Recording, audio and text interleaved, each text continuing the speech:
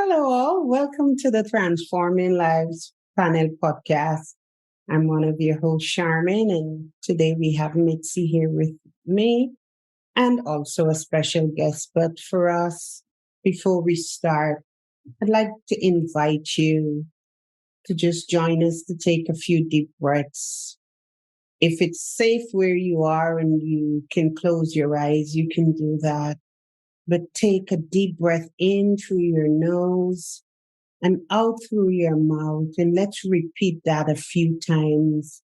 And as you continue to take deep breaths, focus on your breath so that you can be present with us. You can be grounded, let go of all the things that did not happen today, the things that you plan to do right now or after the next 30 minutes.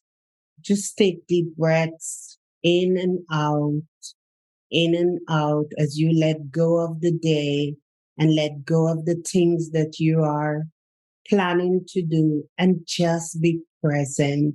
Just be present with that breath.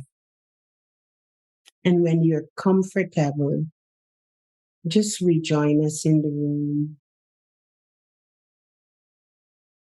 Thank you.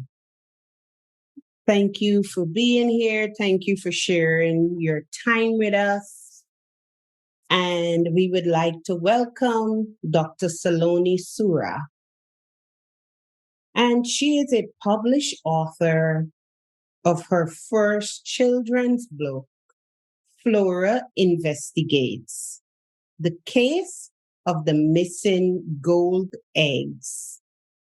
This is a funny early chapter book for 6 to 9-year-olds that helps kids think big and combat gender stereotypes.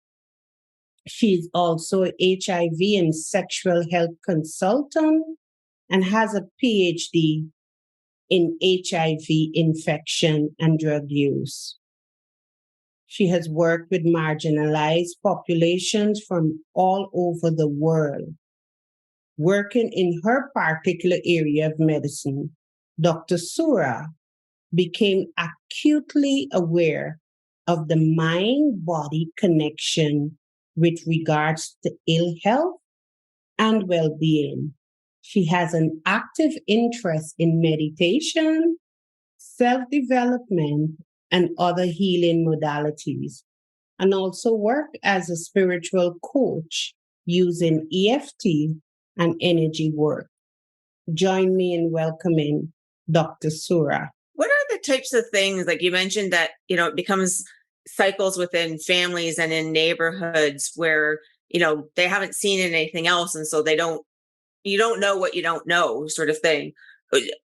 What are the resources or things that you have found, or if there's any ideas or something you can have that might be helpful to some people who may be trapped in one of those situations? Are there any ideas that you can kind of give them of things they could do to try and help themselves get out of it? Yes, of course. So I do tapping. I started to do a bit more tapping. So, if patients came in with panic attacks and stuff, I would tap with them, and that brought it down beautifully. I would send a lot of individuals for yoga and meditation, psychological support. So I have just completed my EMDR training, which is eye movement desensitization and reprocessing therapy. And that is a treatment that is brilliant for trauma. I had it myself for my PTSD and my birth trauma, and it totally transformed my life in that it got me out of the fight or flight. So I suppose being aware now, half these individuals are walking around with huge amounts of unprocessed trauma and, are not in a position to think or be, because it's just fight or flight and survival mode all the time. And, if we're able to get them out of that with things like, the EMDR, I know there's also CBT. The EMDR is evidence-based for PTSD, but also works incredibly well for other things like, anger, phobia, weight issues. But those were things that I, being on the other end, it totally transformed my life, which is one of the reasons I went and trained in it, because it was just so powerful. Unfortunately for me, it took a very long time to get that treatment and I had to fight for it. And I think the reality is that most healthcare systems you have to, unless you have kind of the resources. In my case, I didn't know I had PTSD for a long time, and I didn't know that was a treatment option. And I remember being pregnant and going to the psychiatrist in maternity services saying, look, I don't want to feel like this. Send me to a psychologist to transform this. I was doing tapping, I was doing yoga, I tried a lot of modalities, I was doing counseling, but it didn't help because I was just talking and I wanted to transform it. So the single most important thing that transformed my life was the EMDR. And, it would be incredible to see that more widely available. But even just, I'm very passionate about raising awareness about it because it had a profound effect on both for me. With my birth trauma, before I got pregnant, I would have nightmares about giving birth, and I'd wake up in the middle of the night having nightmares on it, and it totally transformed. And I didn't get that treatment until I was 6 months pregnant. And I had an entirely different birth, and that all that went, so it was incredible. Can you say again what EMDR stands for, and then maybe tell us a little bit about how it works? Yes. So it's eye movement desensitization and reprocessing therapy. And what it does, it works on bilateral brain stimulation to kind of reprocess the memories and to take the kind of trauma. So you can talk about it and not be as traumatized and not be in the fight or flight. So 2-3 years ago, before my treatment, or longer than that, if I was talking to you now about my work situation, I would be sobbing. I wouldn't be able to do that. And, I was just in fight or flight because my work situation had got so bad that I had been stalked. And it meant that I moved country when I was 6 months pregnant because I just didn't feel safe. So many of these individuals don't feel safe. They've grown up in abusive households. They've been sexually abused. They've been raped. They've had parents who've had addiction problems. And, they're acting out, that they're misusing substances to numb the pain, to not feel things, to try and feel better. But if you could, breaking that cycle, getting them out of the fight or flight, frees up so much of their energy and their brain power to move on. Now, obviously, you need to be motivated to do that, but it works beautifully. So it's been used a lot in army veterans. It is evidence-based. So it's approved certainly in the UK and the National Institute for Clinical Effectiveness. There's a new name for it. I can't remember. It's a bit longer, for treatment for PTSD and a lot of trauma-based conditions. And so what do you do when you're doing that therapy? Is it you're just talking about what traumatized you and then something that makes you happy to pull through? Or so you talk about it, but you do eye movement reprocessing. So it will be like, look at my fingers and then follow my fingers, and you'll do that and you'll talk about it and it'll be a process. But that follow my fingers, or things like tapping here or rubbing up and down your arms, that stimulates both parts of the brain, and that reprocesses the memory, so it's not traumatic anymore, or as traumatic. Now, it's not an overnight fix, although it can be for certain conditions, but it's usually a series of treatments, so 3 to 5 on average, but it can vary depending on the individual. And how is that different than CBT, cognitive behavior therapy? So I think CBT is more questioning, and I'm not an expert. So just put my hand up and say I'm not an expert. And I did have some low-level CBT. I think it's more kind of questioning behavior and thought processes. Whilst this is bilateral brain stimulation to reprogram and reprocess the memories that you have or that are there that are causing ongoing trauma and keeping that fight or flight and, fight response in, so that you can move on from that. And, it's happened. You can't change that, but how you feel about it, you're not walking around thinking, oh, I'm going to be attacked the whole time, or the world's not safe. That just reprocesses the whole thing so that you're able to move on. I mean, it's a process. So you'll start with, for example, okay, so for me, a lot of the focus was there was an attempted mediation which went wrong, and that was really very damaging because I was just attacked for an hour. So you'll start with that and think of the worst, and then it's either the eye movements or the arm movements, and then it will see what thoughts are you having, what you're feeling in your body, and you keep on working through that, and then you install positive thoughts and beliefs in. with the same process. So it's bilateral brain stimulation. It does work a little bit like tapping. So tapping also will use a bit of bilateral brain stimulation, but this is to a greater degree. Thank you for clarifying that. Pleasure.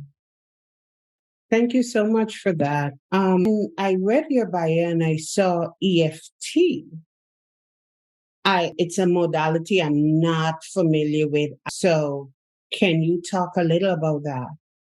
Of course. So EFT, or emotional freedom technique, it's not dissimilar to the EMDR. So it's tapping on meridian points in the body to kind of clear them and help clear the fight or flight. So it's similar in the way to the EMDR, often, again, similarly talking about negative phrases or experiences and then flipping them to positive phrases or positive rounds and experiences. So again, it's been proven to be effective with fight or flight, and it's been used a lot with veterans. And, there's certain points. There's the top of the head, the eyebrow, inside of the eye, under the eyes, nose, lips, collarbone. So it's a really wonderful technique because it's something that you can do yourself at home. And if you go into YouTube, you'll find hundreds of videos there, which is how I originally got into it. So I love it as a tool for coaching clients because, obviously I can do it with them, but they can go home and do it themselves. Or, I've had patients come in like in panic attacks in clinic, and I've just said, look, just tap here and breathe, just tap and breathe. And that has really brought them down and out of it. So it's a beautiful technique that is, free, easily available. Obviously, it's great to work with individuals with it, one-to-one, but there's so much out there that's free that people can utilize. Thank you for sharing that resource, because I'm sure some of our listeners have never heard of emotional freedom technique. How do you balance your roles? A wife, a mother, a consultant, a spiritual coach, an author. It's a juggling act, and like obviously at the moment I'm not working as a doctor anymore, and that part of my life has fallen away. I haven't coached for a while, so I'm just opening that up again now. The EMDR has given me the kick up the bum to go, it's time to get out there again. It's certainly, when I coach, I don't have 8 clients a day. I might have 1 or 2, just because of all the things I've got on and because of the energetics. And I want people who really want to work with me and want to change. I'm a change agent, so I will work with people for short periods. They may come back, but I don't tend to work with people for like a year or 2. The writing I love, but it's a juggling act. I have 2 children under 5, so I'm trying to fit it in with days when they're in childcare. I also want to have time with them too. It's a juggling act. I don't think I have a real answer for it. It's trying to make time for me, for them, for my creative outlets, and increasingly for other things like coaching and other creative outlets that I like. In the midst of all of that, what do you do for self-care? So, funny enough, I went for some breath work today. So I'm fairly good at working with other people because I know the limits of what I need, or booking things, so like a healing, I'll try and do that on a monthly basis. Just getting out to the park. I live across the road from a park, and that for me makes a massive difference, being able to get out, especially if it's sunny and dry, which we don't get that much over here. What else do? I don't do much yoga anymore. Bit of meditation. The breath work that you did earlier was lovely. So I'm trying to incorporate that more into my daily practice and actually do it with my children. So it is something that I try to do with the kids before bed. It varies from time to time as to what I'm focusing on and, what I do. Yeah. You brought up a great point, which is, getting kids in the habit of doing these things when they're young, so that it just becomes part of who they are.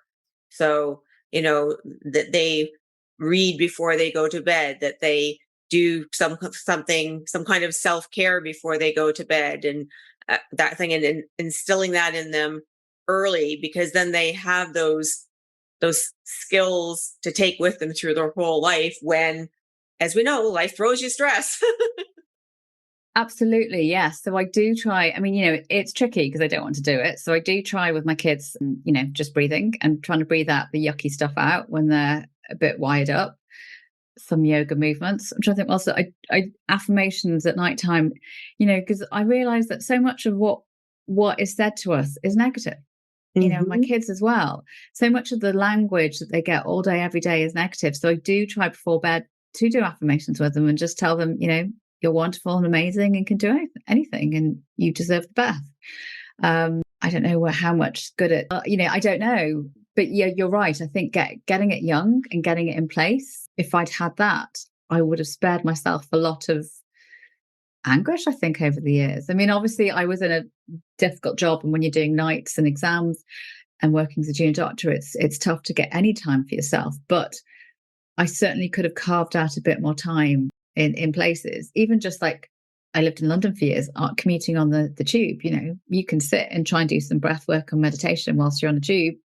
So it's trying to fit those into those periods where it may not be ideal. You may not be sitting on the beach, but it's a bit of, you can carve quiet time into what is, not perceived as that quiet.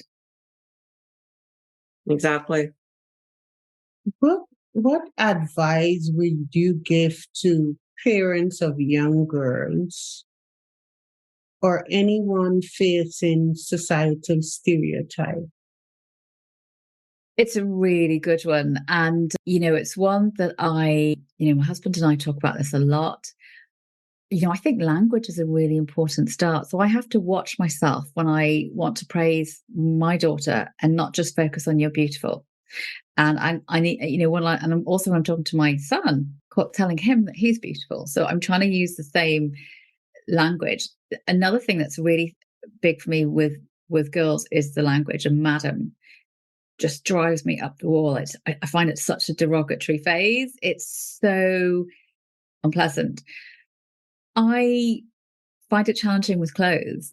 So much of it is pink and blue and, the pink fluffy stuff. And, yes, we all want nice stuff, but with girls especially, for me also was the childcare. So with nurseries, it's trying to find providers. What's important for me is where they're probably doing more outdoorsy stuff or free play rather than just the hairdressers and the dressing up. It's not that I don't want to do the hairdressers and dressing up, but, I prefer both of my kids to be outdoors and learning about bees and beekeeping and, getting in the mud and playing in mud kitchens. I think language is really important, which is why I try every night with the affirmations, and I have some that I use.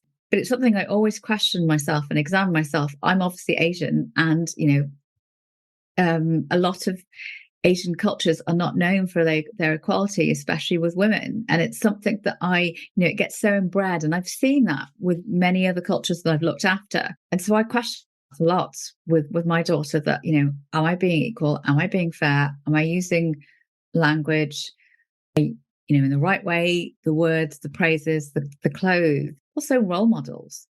So much of the role models for both, but for girls especially, is really superficial, looks based. And that's certainly not what I want for both of them, either of my kids, but, especially not my daughter, because so much of it seems to target them. And that, that is part of why, I wrote Flora.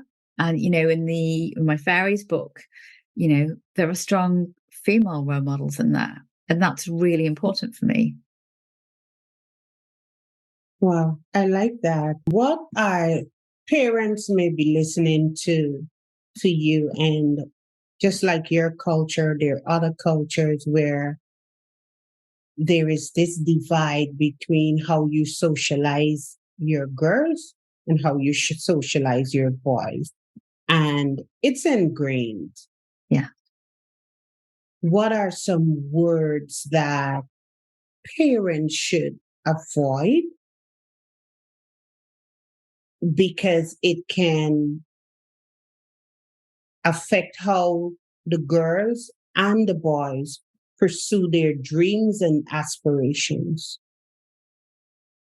That's a really great question. I don't know that I have the full answers for that. I think some of the words that I've mentioned earlier, beautiful and looks, not just focusing on that for the girl. So if I say it to my daughter, I make sure that I also say it to my son that day. I'm like, God, and I actually really try to not say beautiful to her and try to focus more on the clever and, you're sassy. And I love that you know your own mind and you speak the truth, even though it's a blooming pain for me sometimes because, they're both strong-willed. Also, I'm going to bring this up, and I posted on my social media about it, that the other day I was out with both my children and my son was riding his scooter and he fell off. And, this lovely man helped us. But I got really sad because he said, come on, be a good boy, don't cry, be strong, be brave.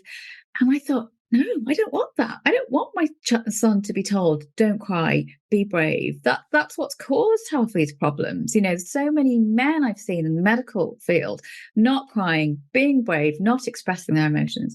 It means that they don't have healthy relationships. It means that they can't be in relationships. They can't express that, they've got all this emotion stuck in them that is causing ill health. So I don't want that. I want my son to be crying if he's hurt because it's a normal, healthy response. But yet that programming is given out to boys all the time. And that was said to him by an older gentleman, but who wasn't that old. And it shocked me that, oh my gosh, don't cry. Like, he's 4 or 5. He's fallen. He's grazed his knee in his hand. It's normal. Getting into the wider things that I have experienced, it's incredibly tough to try and break that down because what happens in families is that you have brothers and sisters pitted against each other and, nieces and uncles, and it's really challenging to break that down. So, I think starting with language and, for me, it's having to minimize contact with some people that I don't want them to be exposed or influenced by, because I don't want those patterns to continue. When I saw your Facebook post, the first thing I said, why didn't she stop him? I'm so sorry, sir, but that's not how I raise my son. It's a really good question. He was actually being really kind. And yeah, probably I should have done. I think I was just running back to the house, trying to sort out the knee. And then, my daughter was there and, he was trying to be kind. But yeah, you're right. I should have done. And I was just going to say, and that's the thing, right? He was trying to be helpful and be caring and right. But, and it's generations of, that's what they were shown and taught to do. Mm-hmm. And so it continues on, right? But he was coming from a good space of trying to help. He wasn't in any way trying to hurt, right? So I can totally see how it's like, if you had said something, right? Like then he might have been afraid to help the next person kind of thing, right? So like there's those dilemmas that go on instantaneously in us. But for me, you're right. I think that if she had said something, it would have taught him to think before you tell a boy he's not able to cry, because he may have done some self-reflection, like, you know what, she's all right, because that's why I am saying this to her child, because that's what I was taught, and now I can't express myself emotionally. So I just thought it was fascinating. It's a really valid point. It was. I mean, I had the conversation with my son afterwards of, if we're hurt, we're cry, and we don't keep it in. And but yes, maybe I should have had that conversation. Well, if we're lucky, he'll listen to our podcast and he'll hear it. Absolutely, yeah, absolutely. I mean, Thank you. Yeah, Yeah. So, in closing, what would you like to leave with our listeners? You have an inspiring story. I know we just touched the surface because you have a wealth of experience that you can share. I would have loved to just focus on your PTSD and the treatment, because a lot of us don't talk about those things. But I hope that you will be back so we can unravel PTSD and birth trauma?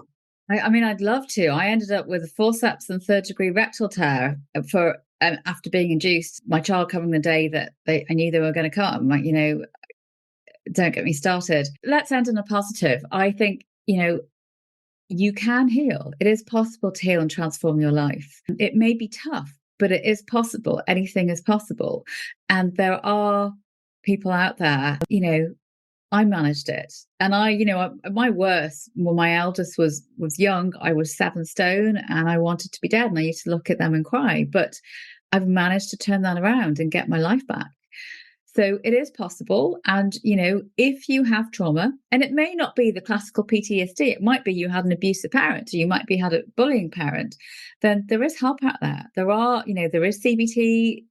For me, EMDR was phenomenal. And the person who trained me had been an army veteran and had brain damage and transformed his life and, hundreds of others. And he's very passionate about it, does a lot of stuff. So he'd gone from, army veteran, told he was going to die, recovering from a brain injury, to training people, hypnotherapy, EMDR. So you can turn it around. It is possible, and you're not alone. There are plenty of us who've been through it and who are there to help,